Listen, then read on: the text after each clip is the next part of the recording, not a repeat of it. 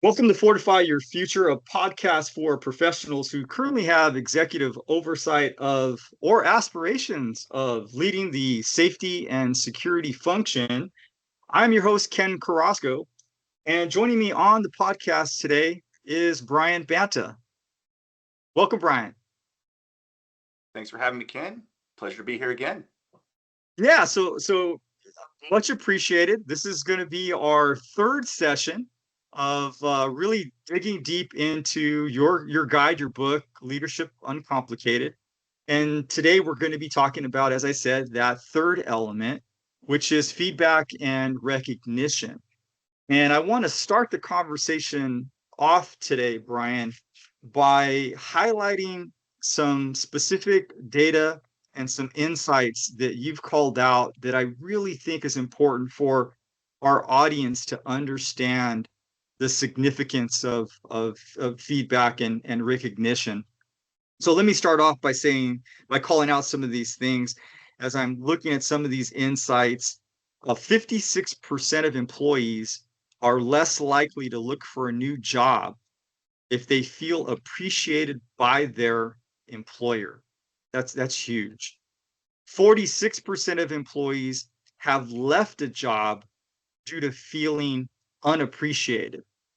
And I know that from my own personal experience, spot on.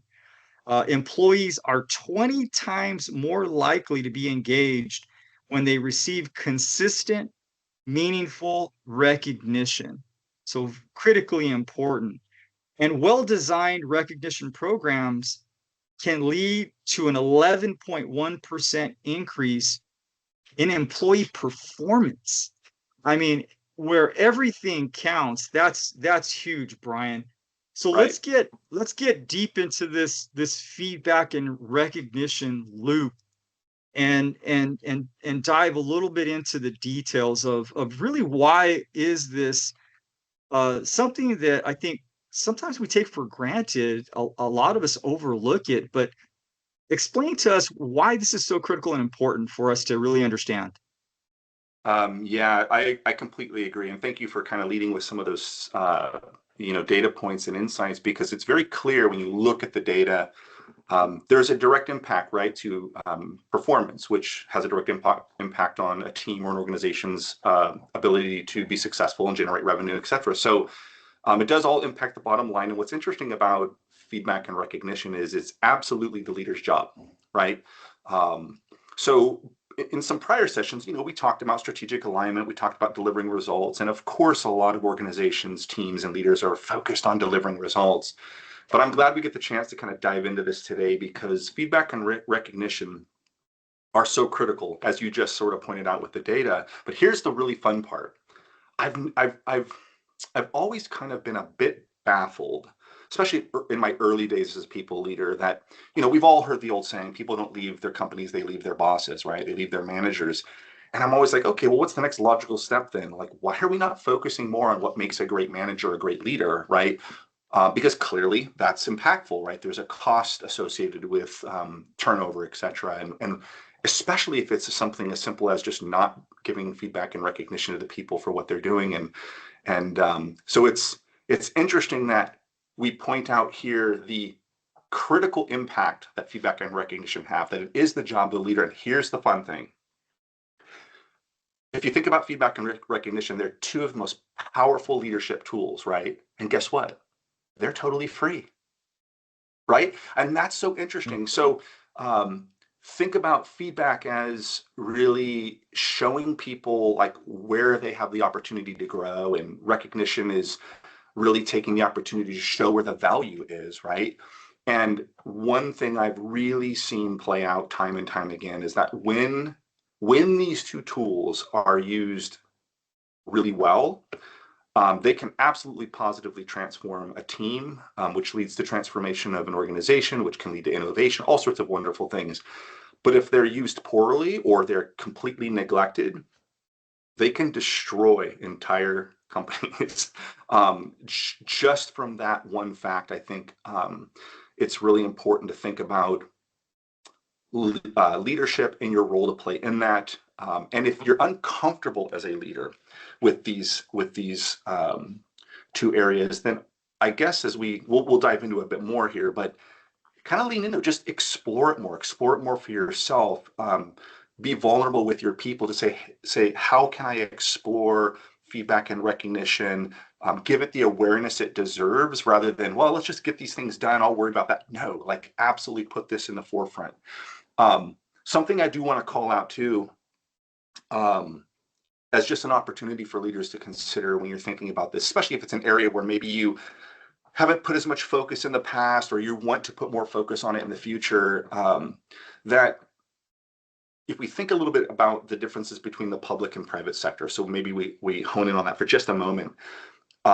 In the public sector, there can be, now again, this is a general statement, so there's always differences on the fringe, but in general, there can be a lot of focus on fairness and process and compliance.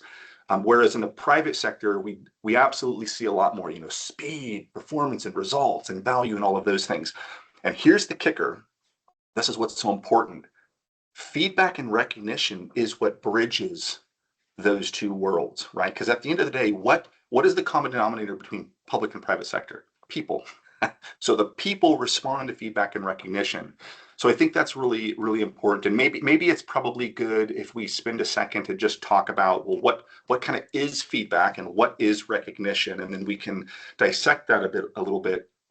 So just to be clear for folks, and I try to kind of keep it at a high level in simple terms. Feedback is any information that helps us grow, right? It comes from all different sources, but it's absolutely a critical skill for everyone's leader and manager. But giving feedback, what's the information that will help me grow, and what information and feedback do I need to give my people so that they can grow? And recognition is kind of helping you identify where's the value, right? There's a lot of noise, but where's the real value? And part of your job as a leader is to go, hey, you're doing all of these things, but I'm going to recognize you for this because this is kind of where the real value lies. And then what happens is people pay attention, more and more to what their leader embodies and leads by example. So you're recognizing those things that are super critical, that add value to the team and the organization. And that's ultimately what people want, right? People want to have clear expectations of their role, and they want feedback and they want recognition. So those are like the top three things. And so this is such a critical area. And really kind of going back to the feedback component, I really think it's interesting. Again, when it's done well, it's almost not noticed in the sense because it's just ongoing and it can seem easy for managers or leaders that do this quite well. But if not, sometimes feedback can be really misunderstood, right? A lot of people can see feedback as a criticism, right? And depending on where you are in your career and what leaders have come before, maybe it has been that way. But the reality is feedback is always a gift, right? It always is. Even I think in the best scenario, great feedback and constructive feedback and critical and crucial feedback, if you've experienced that, okay, it's great. Even if you have a poor manager who doesn't do this well, and it's toxic or it's too critical, that feedback, though, and this is why I always encourage folks to be open and honest about feedback, is it's telling you something about that manager. It's telling you something about them.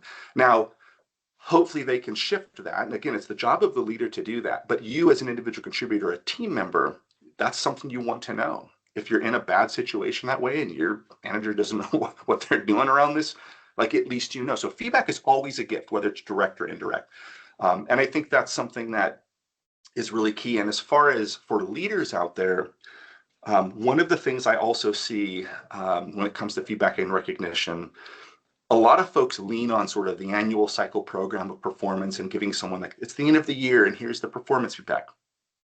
That's great. You certainly should do that. That's part of your company's process. But feedback isn't a once a year thing, right? By the time you get that, your people should be well aware of what they're doing well, maybe where they need some improvement, being recognized for the work they have been doing. So it's an ongoing, continuous, and very action-oriented kind of place to be, right? Which is always giving feedback, always giving recognition. I know for me and my teams, I always spend time in my staff meetings, certainly one-on-ones. I love one-on-ones. Again, those are employee driven. They're driven by your people, not by you. I'm a big believer of that. But one of the things I like to do with a lot of my staff meetings where I have my entire team is I spend a few minutes at the beginning or at some point in there, but certainly I like to do it at the beginning and just recognizing what everyone's been doing since the last time we met and how everyone's contributed, even the smallest of things. Because again, feedback and recognition is free. Like, it doesn't cost you anything to do that. Um, and they are the primary mechanisms that leaders use to help teams adapt and move faster. So they're very, very powerful. Um, and ultimately, people don't, if you think about recognition too, people don't want to just know what they need to fix, right? There's always kind of an overemphasis on here's this weakness or here's, they also want to know what's working well. And that's where you can put that positive spin on recognition too, highlighting where things have gone well, highlighting someone's contribution to adding value and what that has meant. And so when you do that, when you actually highlight what's going well, and you sort of reinforce psychologically the behaviors that you want to see in the team, right? And you're also putting a positive sort of theme on everything versus, well, every time our leader opens his or her mouth, it's just always negative. We're never good enough. Like, absolutely not. Like, talk about the things that are done that add value, that are really positive, and that reinforces sort of a more positive energy. And that's really, really important to do. And so a lot of times, I don't know, I have this weird way of breaking it down, which is like feedback is kind of this management function, right? Where you're giving feedback on something, like going from point A to point B. And so feedback almost helps people understand where it is that you want to go, right? We're going from point A to point B and you manage that journey. That's making that journey clear, right? Recognition is kind of, it's more of a people leadership trait. And that's recognition of what makes them want to go there, right? So management says, and feedback says, hey, we want to go from point A to point B, and this is what we need to do. And here's the feedback as we go along. But recognition gives you the energy to go, I want to go from point A to point B. I want to go along this journey. And so does that make sense? Is that kind of resonating? Just want to kind of curious, pause for a second, see what your thoughts are.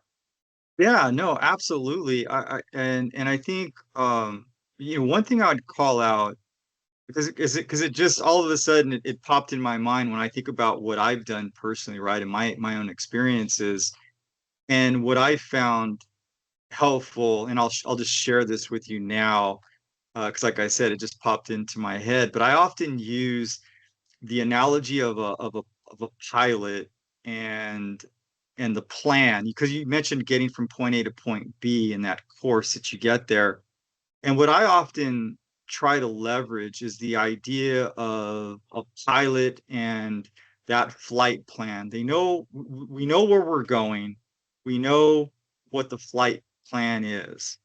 And when we take off and while we're en route, we're constantly recalibrating, right, where we're at Yep. versus the plan. And the idea for me is in providing feedback to the individuals is it's not always a course correction. It's just ultimately being consistent with alignment and that we're heading in ultimately the destination that we're trying to get to, right? Because effectively, I mean, that's essentially what pilots do. You don't Yeah. literally fly on a straight line. You're always evaluating where you're at versus the plan. And I like to use that analogy when I'm providing feedback to folks. Again, it's sort of my particular method that I hope people will sort of, I think it's easier to digest maybe some of the information that I provide that is, again, trying to portray the feedback in a positive manner. And where there is things that need to be course corrected, then I can leverage that same method to do that. But my real question is, and I'd like your thoughts on, is that, people are different. Everybody's Right. different. And in that we try to be consistent, especially when it comes to communication and transparency. what are your thoughts? Because you provide several methods of communication, right? Hmm. Methods in terms of how to provide feedback, how to provide recognition in different sets, different circumstances. So you provide different tools and methods to do that. Now, my question is, and I'd like your feedback on, is that do you modify how you pick and choose the method by the individual that you're dealing with? Do you tend to customize those approaches, or do you use one over another based upon the individual that you're dealing with? Because oftentimes I find myself, if I communicate something one way to one person, another person might interpret it differently. What are your thoughts on that? Yeah, I'm so glad you kind of called this out. And so the short answer is yes, customization is key. But let me back up for just 1 second, because I want to reinforce what you just said as well, because I think it was really critical. I love the pilot analogy. Um, think of, when you have that flight plan, I think one of the things that's really important is if life was all about creating a flight plan and then flying that plane along that plan, and nothing ever happened, great. The issue is, as we both know, well, what happens when you hit weather? And the thing, the unknown, these things have, that's called real life. And so just to kind of add a little bit of additional flavor, you can think of feedback and recognition as almost like that compass, right? Whatever that tool is that pilot's using to navigate, where the feedback is the compass that points you in the right direction. The recognition is the fuel that really propels you and keeps you moving in that direction, the energy wise. And so without the compass, you get lost, but without the fuel, you're not going anywhere anyway. So, and it's really important, by the way, and we'll get to a second in how you customize that communication style. Um, Without the fuel, you don't move. But in some cases, if you're not also course correcting, you can have everyone spun up where they're expending a lot of energy. They sort of look busy, right? There's a lot of action and energy, but they're really still not going anywhere. And so it's really important to understand how that plays in. And maybe if you, for the sort of math and physics brains out there, it's like a vector, right? Where you have a direction and magnitude of momentum. And so feedback is sort of the direction you're going, and then the magnitude is the recognition and how you're providing energy to really get people to move. We just talked earlier about the point A to point B in management leadership. So okay, that's great. I think that's a wonderful analogy. How do you do that in practice with your team? And you hit it so well when you mentioned, do you, as a question, do you actually customize? And the answer is yes. I actually think this is a very exciting element of people leadership. Um, Everything would be much easier if when dealing with teams we had a one size fits all, right? But we're not dealing with a bunch of automatons on the team. Every single person on your team is a unique individual with unique skills, talents, perspectives, and energy and opportunity, right? And I'm a big believer that human beings are capable of absolutely amazing things when they're properly aligned and motivated. And feedback and recognition is a tool and mechanism to make that happen. So it absolutely falls on you as the people leader. You might have people on your team that understand some of these principles and can make this a little easier for you. But the reality is, this is your job as a people leader. It's a lot of psychology, right? It's getting to understand your team. And by the way, that's why I mentioned earlier, I'm a big fan of the one-on-ones. Let them drive those. Get to know your people, because you're absolutely right. What works for one person is not going to be the same and work for another. And it becomes your opportunity as a leader to get to understand your people, figure out how they like to receive recognition, how do they like to receive feedback. I've even in some cases asked folks, how do you like to receive feedback? Sometimes people I like to have these one-on-ones, a conversation. Others might say, I love just being short, sweet, to the point, send it to me in an email. I really enjoy that. Ask them, right? Opportunity to lean in and be human beings, just have a conversation. I think that is so important and often overlooked, because sometimes managers, and to be fair to managers, there's a lot on your shoulders, right? People leaders have a lot on their shoulders. And so sometimes you just want to do it all the same way. It makes it easier, but you're missing out. So taking the time to get to know your people, figure out the best communication style that they appreciate, ask people straight up, and really explore that. Sometimes you might run into folks where they may not be used to you as a people leader really wanting to know their opinion, right? If they've been under sort of a direct authority sort of situation for a long time, they may not even be comfortable. Oh, I don't even know. I've never been asked that before. That's okay. Start opening that up. And it really is kind of that platinum rule: treat people the way that they want to be treated.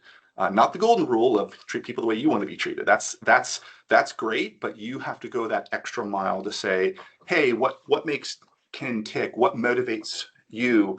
And then how do I start to shift away from really this I'm the boss to, and if you think about this, if you think about what we're talking about in terms of how do you really get to know someone, and then how do you tap into what really makes the most sense to motivate them through feedback and recognition, what does that kind of start to sound like? What does that start to feel like?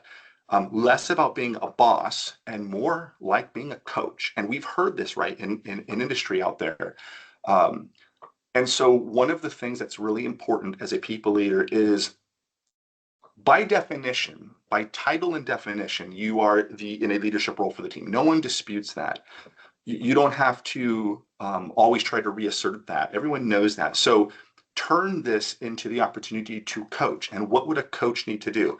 Every single individual player on that team, regardless of sport, has a specific skill set and a position they play, a uniqueness and talent. How do you tap into that individual? But then each individual coming together as a team, right? So yeah, this is why leaders get paid the big bucks, right? It's not to set a list of deliverables and then manage towards achieving those. We talked a lot about delivering results is a big component of it, but this is where you get paid the big bucks, because you have to understand what makes people energized, what where the opportunity is to sort of tap into that so that you can maximize. Because as you mentioned at the top of the podcast here, the statistics are clear, right? When you're doing it well, you're going to have amazing people with great quality of life, great energy, and a good bottom line. And if you're not, right, it can be detrimental to an organization. So I would encourage you as a people leader, whether you're starting out or you're looking to just grow as a people leader, think about coaching, right? It's not being a certified executive coach, anything like that, but taking on the role of a coach amongst your team. Get to know the players, what helps them. Because if you help them, they will win the game,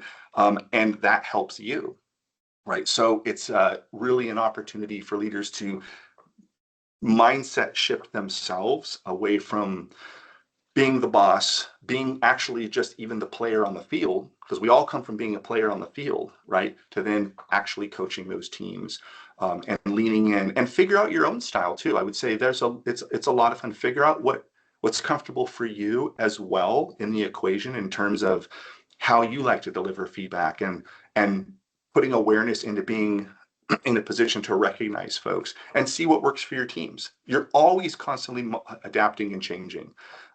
What fits for one team isn't going to fit for your next team. Then you start moving from leading a team of individual contributors, then maybe you're moving up into an executive role where you're leading a team of other people leaders who have the responsibilities. So it's always shifting and changing, but that's what keeps you on your toes. And as long as you keep these principles in mind, you're going to do fine.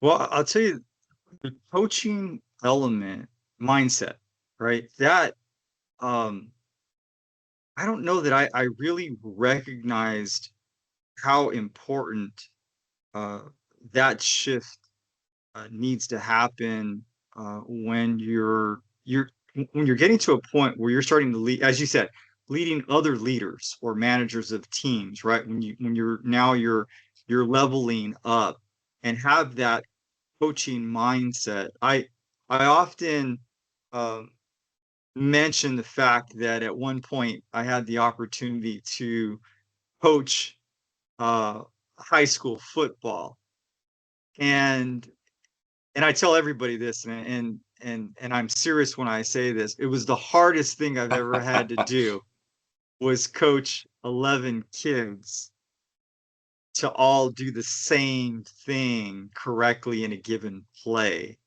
Very challenging. And I would tell people that if you ever have the opportunity to coach, whether it's high school or just, your own children, or, put yourself in that type of a role, you'll learn a lot about yourself, is what you ultimately do. And, you find yourself really understanding the difference. And so you call out some very specific things that I think distinguish that difference in mindset. Are there some other things that perhaps people need to consider? Because and again, all of this is what I love about your book, is that it's you call it out and you talk about this and you provide specific details and information, and I love it. It gives specific examples and things to consider. Right. And some things are just, they're not necessarily things that come to mind for all people, or perhaps maybe their interpretation of what that means is something a little bit different. But I think when, you're talking about that mindset shift, excuse me, and you're going from doing to delegating, from Yep. immediate results to long-term growth. I mean, things like that people really need Right. to understand, that difference in that shift, because they may not be used to it, right? And especially if, I think, and I've had this myself, where you've been what I refer to as a working manager or Right. working leader, Right. right? Where you'd still have to perform some individual contributor responsibilities while at the same time leading the team. And so sometimes those, I think that, that implication, can be challenging with regards to shifting from coaching some while still being participatory in results that the team's working on, because you're a member of that team performing individual contributor responsibilities and actions. So it's wearing two hats simultaneously, I guess, is my point. And so some of these things, in terms of the mindset shift, I need to say that over again. Are there other things that are beneficial or helpful, or other tools that you can call out that will help people really understand and make that transition perhaps a little bit easier? Yeah, that's a good point. And I do see a lot of, and it's very situational, right? If you're a one-man band and you've got to kind of lead and do things, or you have a very small team, it's all this is very, very dependent on kind of what your actual situation is. But in general, I would say, and that's one of the reasons why I highlight these things in the book. And the book is designed as to be a playbook, right? That I would encourage folks, especially if this is a newer, don't worry so much about getting everything perfect and understand every single detail. This is where you can lean into the book. The book just provides keep inside the guide rails.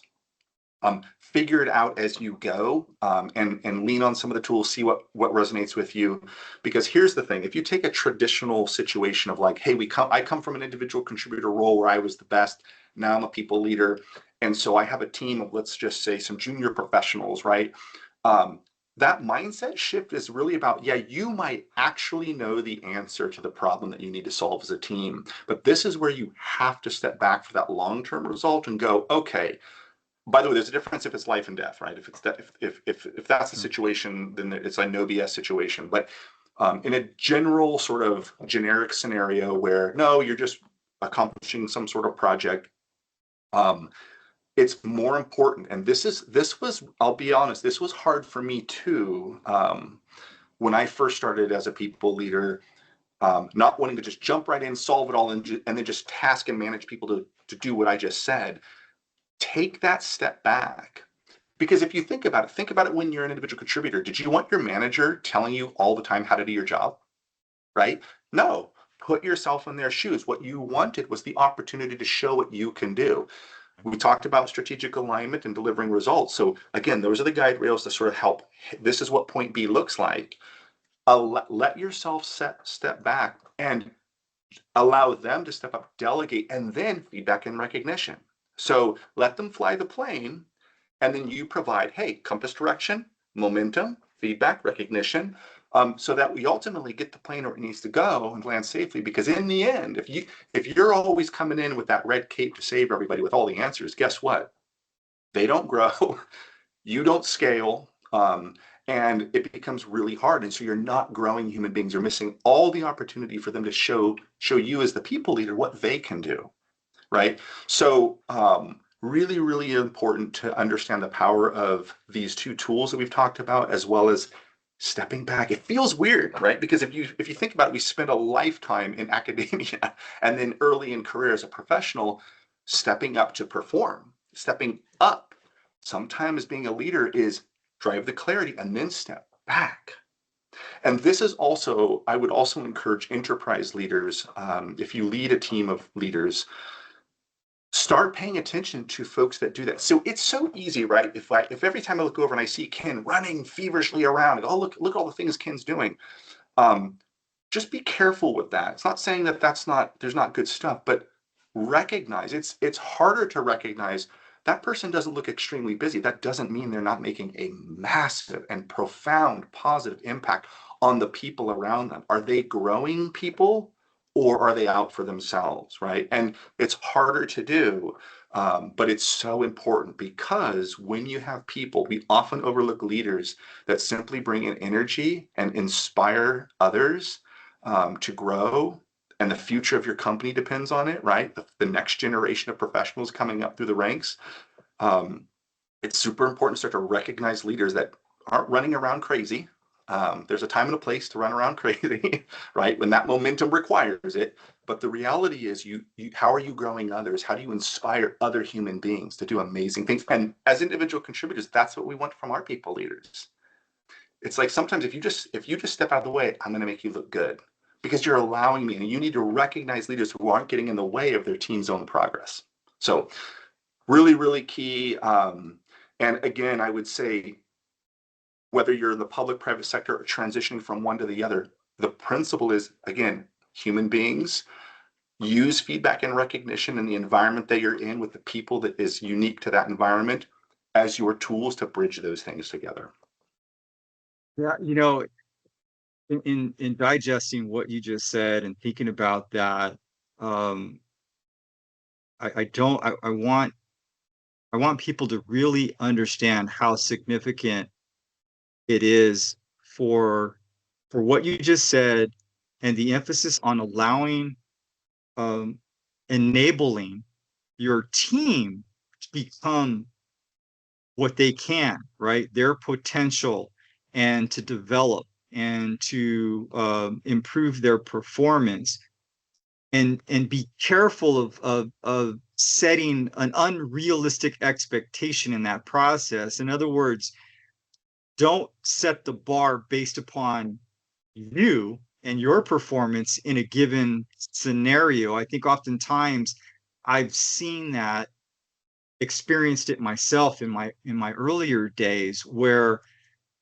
I've expected my team to perform exactly as I did in a given scenario, rather than providing them the resources, the coaching, to enable them to become the best that they can be, and really understand the difference between the two. Because I think oftentimes leaders set an unrealistic expectation based upon themselves and their performance, and what they expect out of their people based upon what they did. Because, as you know, most often than not, our leaders, or leaders in general, are being promoted because they were very good individual contributors. And now they've been given that additional responsibility to lead a team, to supervise, to become a director. And oftentimes that's where you see people struggle, because they were great performers at the IC level, but Right. when they level up, and I think they have to understand, again, this reinforces the mindset shift. This reinforces the coaching hat. And I'd like to get your thoughts on that just a little bit in terms of Yeah. what your experience has been in that regard. So if it's okay, I'm going to tell a quick story. This happened not that long ago, and I won't name names or companies, but it's literally something that I dealt with my team and with some peers of mine. So we were in a situation where it's very, very typical situation. And again, at the end of the day, people are always focusing on, regardless of the initiative, when is this going to be done, right? And there's an insecurity sometimes with leaders around somebody's pushing that down on them, like this needs to get done by this date, as an example. And so that it can really, depending on how you respond to that, really stir you up, because at the end of the day, we really have to accomplish this by this date. So it can kind of put people in a whirlwind. And I'll never forget, I was in a situation where we had, our boss and myself and other managers had our teams, and we had to get a company-wide initiative done for our organization. And I'll never forget, my boss came to me and said, Bryan, this needs to be done by this date. Great, got it. And by the way, I want you to do this like this other manager. Your peer has done it because that person gets things done on time. Well, what I knew was, yeah, they got things done. Their team, though, by the time they got it done, was completely burned out, demoralized, demotivated, but everything got done on the day. So I'm thinking about that going, okay, do I agree we need to get something done at a certain time? Of course. So I immediately went to my team and said, again, this is the expectation we have to deliver. And everyone understood that. Now I delegate to you. I want your thoughts, your ideas. You can own this, and let's do this together. Long story short, we actually came in ahead of the deadline date. And guess what? My team was motivated, inspired, and energized by the end of it. So I love kind of going back to my boss and going, do you see how sometimes dictating do it this way because the result was accomplished, that wasn't the only way to do it. Because what you forget is how you got there is either going to motivate, inspire, and grow people, or the flip side, the negative side is that, yeah, you get it done, but how you did it destroyed people, right? So again, it's just a good example of, as a leader, give yourself permission to recognize, because again, your boss is always, get this done, great. But you can ask questions too. And at the end of the day, and this is the other thing that I take a lot of pride in as a leader, do the right thing for your people, right? It's the manage down component. I talk a lot about that in the book too. And there's a manage up component. But I tend to lean toward, I always do the right thing by my people, which is deliver value to the organization, give them the feedback and recognition so that they can be delegated the work and then achieve success, because nothing, in my opinion, is more amazing and inspiring as a people leader than when you see your people go from I'm not sure to now the professional, the expert who's accomplished something, and they themselves grown. It impacts them, of course, professionally in a positive way. It can impact their friends, their family, their everything about their life, because they've been given that opportunity. So as a leader, it's not about achieving the results. I just demonstrated a story of how everyone can achieve results. Be the leader that allows growth in other human beings. And you do that by setting those clear expectations and then being that pilot, right? Here's where we're going. This is the direction. Here's the flight plan. And yes, we're going to do this. Let them fly. One of the things that I've always thought of, and there's an old saying, gosh, I forget who said it now. It's, if you want to achieve something you don't have, you have to do something you haven't done. And when you were saying earlier how you had struggled a little bit too at some point early on, and where you sort of have these unrealistic expectations of your team, that's totally natural. That's absolutely natural, because you kind of come in like what your natural instinct is. Well, how would I set expectations for me? The point is, though, that you go, wait a second, there's a different perspective, and you give yourself permission to start to move away from that, to say, let me set expectations for each individual.